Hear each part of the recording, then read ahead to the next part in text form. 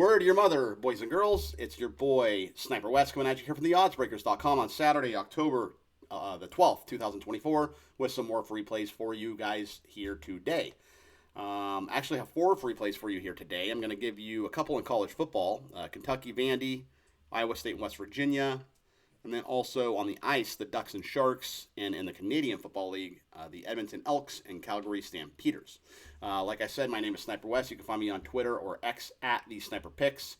I would recommend checking out the Odds Breakers. Lots of stuff going on over there. My boy Kiev, he runs that website.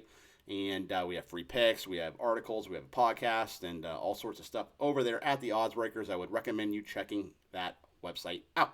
Also, you can find my premium plays for now at picksandparlays.net and winnersandwhiners.com. I'm probably going to be up on the Odds Breakers very soon here shortly too. So I think that's all I need to tell you. Doing pretty well over at the websites. I'm still number 1 last 30 days and last 7 days, and I think I'm the number 4 handicapper over there for the year, which is pretty good, as Larry David would say. So, all that being said, let's go ahead, and without any further ado, I'm going to give you Kentucky here, minus the 12 over Vandy. So, Vandy, obviously, they're off the biggest win in program history over Bama. They threw the goalpost in the river, which was fantastic. You love to see that kind of stuff. But, I mean, how does Vandy not have a big letdown here, right? It's the biggest win in their program history. Diego Pavia, great game, but does he really do it on the road at Kentucky? I don't know, man. At Kentucky, if you remember, they gave Georgia fits. I mean, Georgia barely won that game. Georgia had trouble moving the ball, right?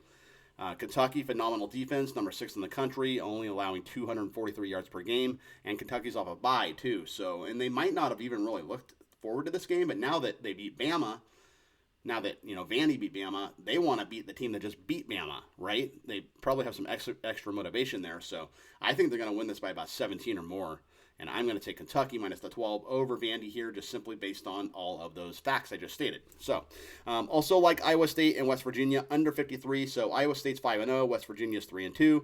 Iowa State's actually 4-1 against the number 2. So, they're outperforming odds makers' perception of them.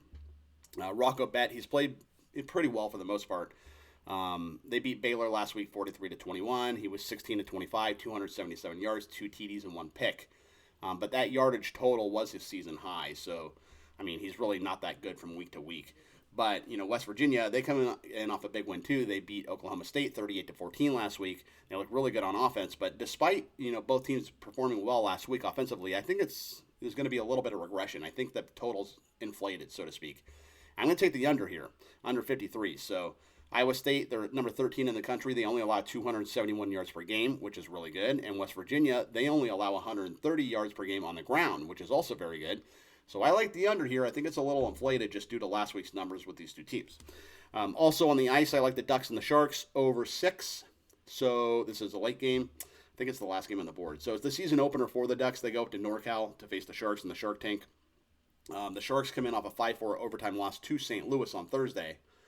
But the Sharks' offense looked good. They obviously got 4 goals in net.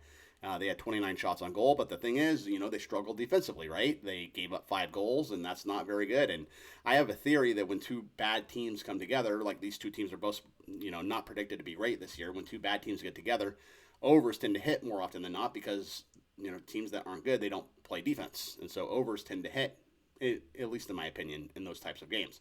So, and, these teams have been bad for a while, and hence the over is 7-3 in the last 10 meetings. So I'm going to take the over 6 between the Ducks and the Sharks. Your finally, and I'm going to give you the Edmonton Elks money line over the Calgary Stampeders in the Canadian Football League. It's a little bit of plus money, plus 105 right now as I do this video. Neither team is going to make the playoffs. Trey Ford is going to start for Edmonton. We'll see what he has left in the tank. They want to see if maybe he can start next year, so that's why they're giving him the opportunity here. But he showed some promise earlier in the year. I watched him play, and he looked pretty good, and he can move his legs, and he could give Calgary fits.